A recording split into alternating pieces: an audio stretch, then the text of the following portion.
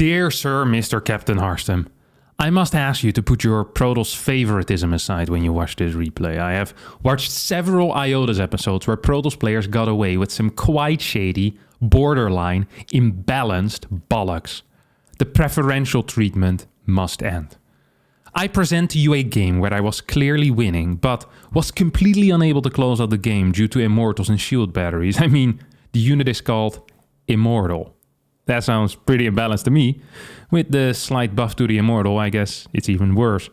I played a pretty greedy early game with minimal units. I scouted exactly what silly build he was doing and prepared for the Archon Zealot Immortal timing. I stomped it and chased him back to his base to punish him. I tried in multiple waves, but I could not finish him, despite being up in both army and eco. I had very favorable engagements, up until he got Colossi and Disruptors out. At this point, the Zealot run-by started, and it was just a long death animation for me. If the roles were reversed and I did some timing attack that failed completely, there is no way I would have held the Protoss Death Ball counterattack. Do I really suck? This imbalanced complaint form was sent in by Baylor, a European Masters Zerg player with 4,300 MMR. The question is simple: is Protoss imbalanced, or does he suck? Let's find out together. Something really interesting just happened, which I don't think I've ever seen before.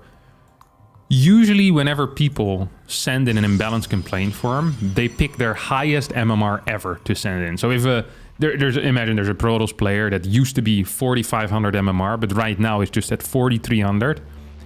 In the form he'll fill in, he's 4,500 MMR, right? This is like, because that's the peak. Right now he's just not doing so well, but in a couple of days, surely he's gonna be 4,500 again. He's gonna reach that peak quickly again.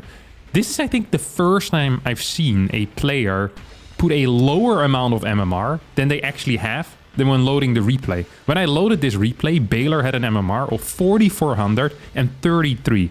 A solid 133 MMR above what he stated he had. He's doing the opposite of bragging here. He's really selling himself short in a way. I mean, you always be proud of your MMR and always accurately represent it. Or, of course, you just make up a couple of 100 points. That's what the majority of the people do, at least. This is what the low diamond grandmaster theoretical level kind of comes from. People always like to oversell their ability. Anyway, let's have a look at the actual game, as this is a Nexus first coming out of a red Checkenburg. While at the same time we have a hatchery on the low ground over here for Baylor with a standard hatch first timing. Nothing weird going on except, well, actually Nexus first is pretty weird. This is not a common build order. It provides many more minerals for the Protoss, but at the cost of a delayed cybernetic score, and thus at the cost of a delayed overall tech. Like the lower or the later your cybernetic score is, the later your tech tends to be as well. So it's very uncommon to kind of see Stargate openers from this particular opener.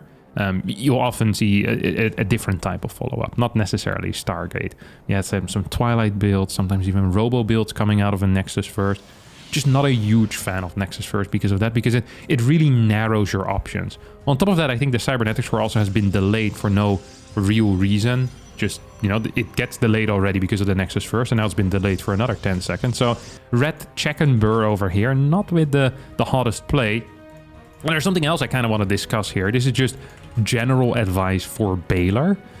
Baylor made kind of a big deal of the name of one of the units in StarCraft being the Immortal. It's like the name already sounds imbalanced to him. Now this is a quick word of his advice, is that the name of something, or whatever people call their thing, doesn't always accurately represent what's in it. Like the Immortal, for example, is a good example. It's a unit that definitely can die. We have the Phoenix for Protoss as well. It doesn't rise back from his ashes. It doesn't have a reincarnation ability like the actual Phoenix does have. And it's the same if you're watching your television shopping channel or whatever, and they're selling you a knife set for $500, and it's called the best knife set in the world ever. No one will ever build something better.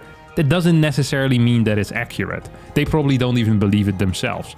Otherwise, they wouldn't be offering you a second free knife set if you order it now within 12 minutes and 49 seconds. So just a general word of advice, I guess. Now, Baylor said that he had scouted the silly build immediately and knew what was coming. Baylor thus must be very good at interpreting information, because I have no clue how he's getting anything out of seeing nothing. And he's managing to get it all. He's also getting a second gas already and an extremely fast Roach Warren. Like this Roach Warren, it is so fast that it defends against nothing. There's no realistic threat that could be coming right now. There's just none that you would need roaches for. I just don't... Okay, he's throwing down spores as well. So he's preparing for everything, but at the wrong time. If an Oracle would have showed up, the spores would have been too late.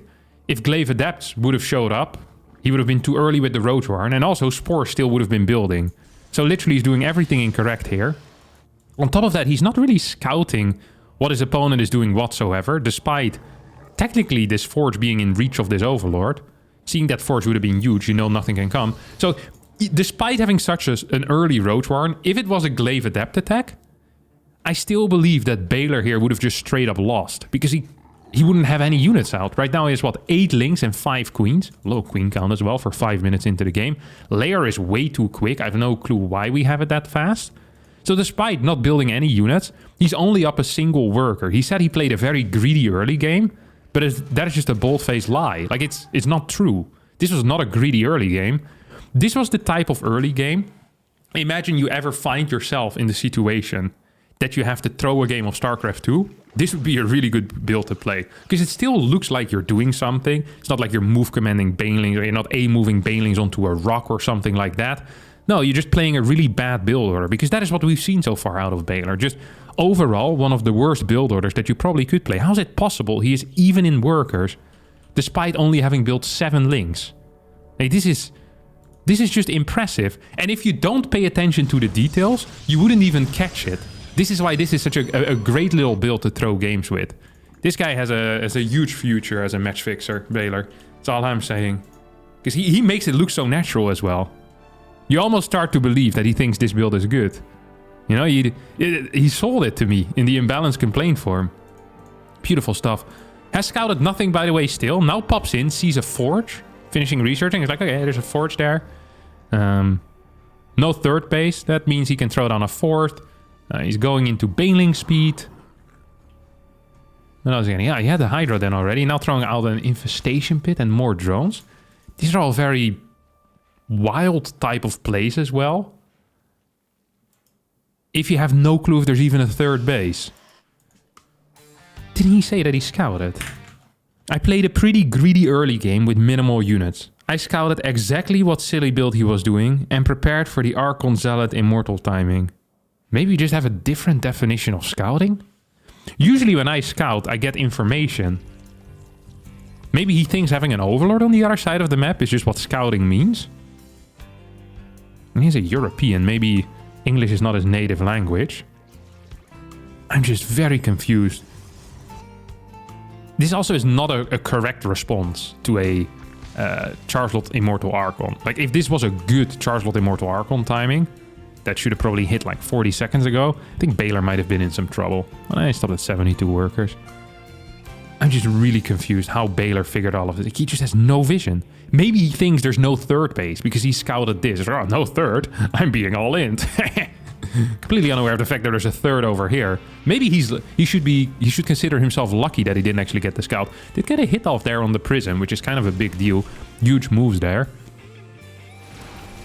And this is also very well done. Like, running away this Ravager, just winning like another 20 seconds, allows him to build so many more roaches. There's a lot of creep, which means he can easily kite back as well right now to take out all the Zealots.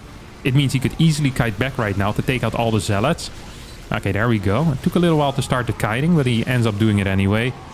Took a little more damage on the roaches initially than necessary. He's floating a decent chunk of money as well. Both players are. For the pros, it's understandable because there's no Prism with this army. For the Zerg, it's understandable because he has crappy injects. He's gonna go in for a chase, as he wants to get a couple more Immortal kills, maybe some Zealots as well. And now with the next Warp, and I think this is the time to probably turn around. I mean, you're fighting with 0 upgrades against 5 Immortals with +1. This is very, very scary in my mind. Yeah, this is not brilliant. This is not brilliant. He's gonna kill the super battery. He's gonna lose 8 roaches for that battery. It's gonna lose another 10 roaches for 1 immortal. And then 2 more roaches while running back. So this is one of those interesting things, okay? Because technically it's not incorrect what he said. He said, I stomped the Zealot Archon Immortal timing and chased him back to his base to punish him, okay? And now, it feels very good to do the initial thing correct here. And he did do the initial thing correct. He stopped the... He really just kind of stopped his opponent's attack, completely dead in his track. That was perfect. But then you've got to think to yourself, where are my advantages? You know, where am I winning? Where am I losing? What assets do I have and what do I not have? Now we can have a look. He has +1 melee attack. Melee attack, that doesn't work on roaches. Just on Lynx and Banes, really. And all sorts, of course. But realistically right now, Lynx and Banes.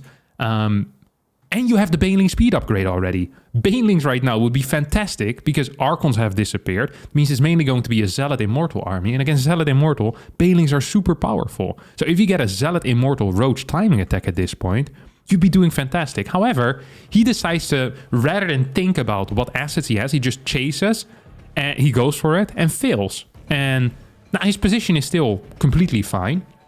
He is up in eco, he has an extra base, has quick tech, so he can just throw down a hive, throw down a lurker then if he wants to, which kind of seems to be the road that he's going for. I mean, with these hydras.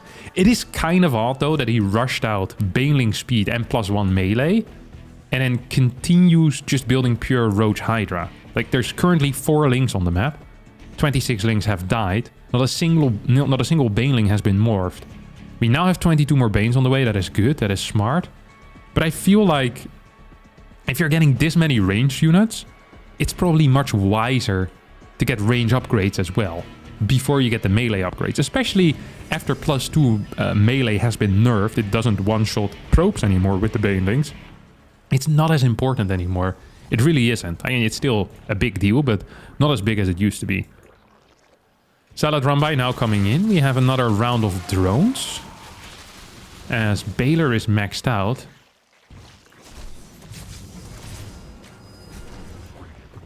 I'm very confused by the overall plan. He doesn't seem to want to attack. But he's also not really going hard on eco, or wasn't going hard on eco. He built a lot of units initially and then built drones. And now he's lost those drones. I'm just really curious kind of what the plan is. He was maxed out before all of this. Could have probably been on the other side of the map with what, Ling Hydra, Baneling Hydra, and could have been fine. He's not building anything. He has 21 larvae available. I don't quite see what's stopping us from maxing out. 6 more drones. 21 more drones. So going up to what? 88 workers? 87 workers now that he's built a lurker then. This is the exact same army he had about a minute and a half ago. Except now his opponent has not only a much better army, but also about to have +2 upgrades here on the Protoss ground weapons. Now this is kind of important because this Roach Hydra army has no upgrades. So what we're seeing right now is a +2 army of Protoss, which is perfectly hard countering his opponent's army. Like there's Immortals for the Roaches and there's Colossus for the Hydras. Like this is perfect. This was a late game Protoss army with better upgrades. Yes, it was smaller, and it gets to hold as a result. It also doesn't make a whole lot of sense if you're doing you're trying to hit a hard timing attack to hit a minute and a half late, and while you're attacking is to build 21 more drones. This all just seems very odd. 10 more drones on the way right now, going up to 95 workers. So we have a couple more spines coming in too. Range upgrades about to finish up.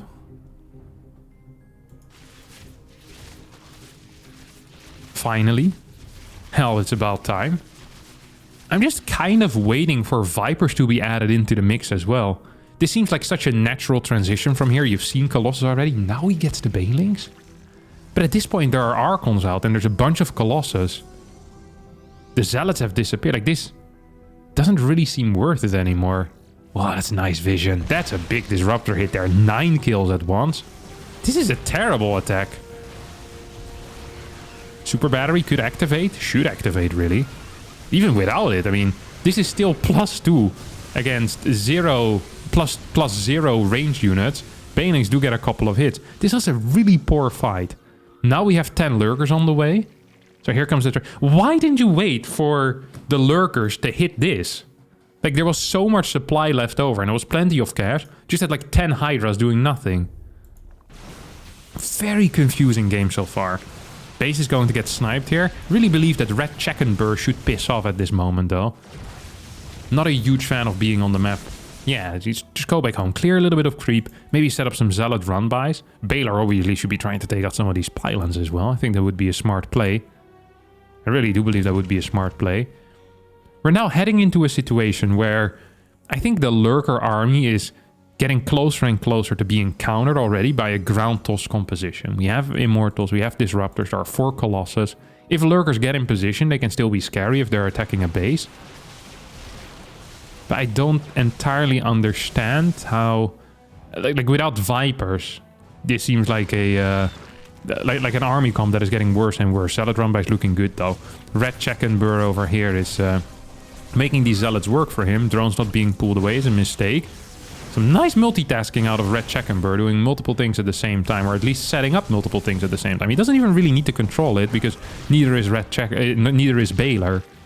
Clears a bit of creep. Army movement here is really, really good by Red Checken. Completely understanding when to attack, when to move. The decision making is actually very top tier. I love it. Zealot's now being F2 to the main army, it feels like. No, what are you doing, buddy? Yeah, he's not quite sure what he's doing. I think he's A moving with F2 over here. Is there a unit in the wall? No, there's not. More Disruptors on the way. Upgrades are not quite continuing as Archon's being added into the mix as well. Seismic Spine's about to finish up. We're still in a situation where Colossus have been scouted about 4 minutes ago, and there's not a single Viper out on the map, despite Hive being available throughout. This is a little bit confusing to me. And when I say a little bit confusing, I mean this is very confusing to me.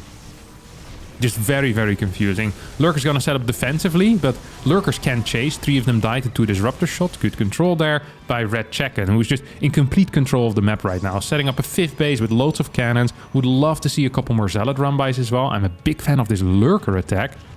Except, it's not attacking.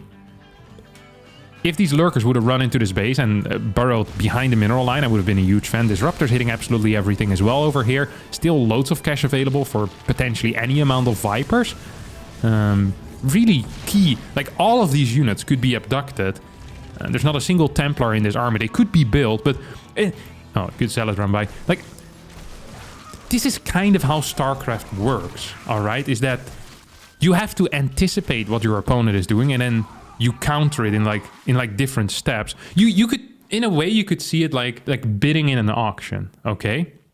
So if you really want a specific item, and in this case in StarCraft is you want the win, you need to, like, your opponent bids you Colossus, and then you go, okay, I get Vipers, you know, you get Vipers, they get Templar, you might get Brute Lords or Ultras, and then you just keep going until you're off camera and you can't see it anymore. Like, and then in the end, in the very, very late game, it's kind of even, and you have different types of advantages. But this is as if you're bidding at an item at an auction, and the other guy goes 10k, and you just bid 9k. And you're just sitting there with your arms crossed.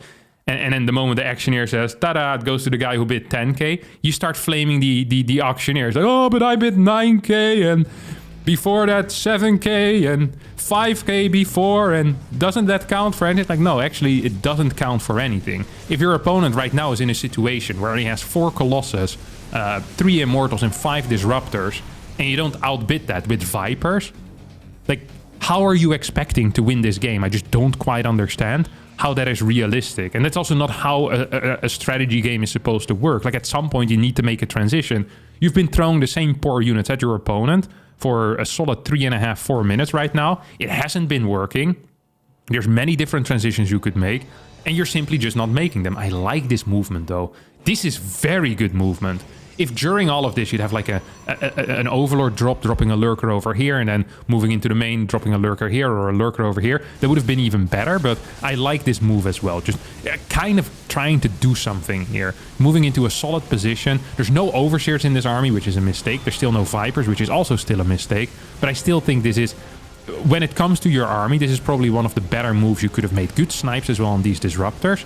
You're now fighting away from your entire lurker army, which is usually not the correct call. Not being capable of sniping these observers is also highly idiotic, by the way. Also not sure what your goal is. I think your goal should be to clear these bases. But instead your goal is to move forward. And you're very slow at clearing bases. Like, this is kind of like your wall. And your opponent is now taking down the wall. Slowly, bit by bit. And now your wall is down and your units are all out in the open. They're naked. Forgot to buy clothes. Idiots. Why'd you go out without clothes? It's so cold. What's wrong with you? 13 Hydras on the way. Still no Vipers, of course. Worker count at this point is so bad that it's actually starting to look fairly good for Red Checkenburg. And honestly, Red Checkenburg has just shown a much better understanding of unit movement in my mind. How to attack. And he's kept it easy for himself. And he's just here, he's sitting here, he sees, hey, there's no Vipers. Why would I need to transition? And he doesn't need to. He's taking good fights. He's winning this game right now. And it's on you to do something, and you're just not. You're continuing down the same path you already walked many times. And every single time at the end of the path, there's Red Checkenburg just hitting you in the face. Boom. Square on the nose. Poof! Oh, nosebleed again. It's like, yeah. That's the 13th time. Like, you can keep doing this. It's going to keep not working again and again. Unless you completely catch your opponent out of position. But that's going to be hard. Here comes a recall. It's an interesting one. Almost feels like there might be a possibility here to do something. Well, not if you move command Hydras into 5 Colossus. It's exactly how you didn't want to engage this. GG gets called. Alright, Baylor. Now, first things first. I'm the realist. But also, first things first. Your early game was quite good. But not because of your early game. Your early game was good because your opponent's early game was even worse. So really, you were the best of the bads, which is not very impressive in a way. You got lucky there. Any of the standard meta build orders, whether that's Glaive or Oracle, would have put your opponent in a much better position than you would have been. You didn't do that, but your early game wasn't good. You didn't scout.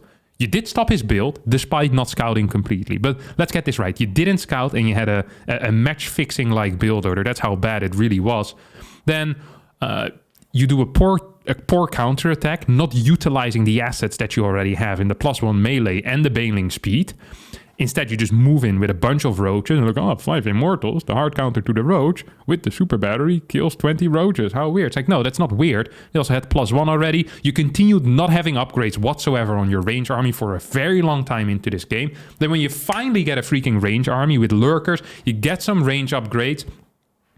You start fighting into Colossus very quickly, and you immediately realize that you need something else because these fights aren't going well, especially the more disruptors are being added in, yet you never build a single Viper. You keep bidding 9k, and your opponent has already bid 10k. You're being taken out of the auction house and thrown on the street, and all you can do right now is cry. And that's what you did in this imbalance complaint for me. It was crying. It was sad. This was not imbalance, my friend. This was a pathetic performance by you. You, my dear friend, suck. And that's just the way it is. All right. That's going to be it for today's episode of Is It IMBA or Do I Suck? Do you agree with my verdict? If so, be sure to hit the like button on this video. If you don't agree, be sure to let me know down in the comments. If you want to see more of this, be sure to subscribe to the channel. There's more videos like this every single day of the week, except on Wednesday, which is the day that Harstem rested. All right. Thanks so much for watching. I hope you enjoyed it, and bye-bye. Whenever I do a wink with my right eye, it feels good.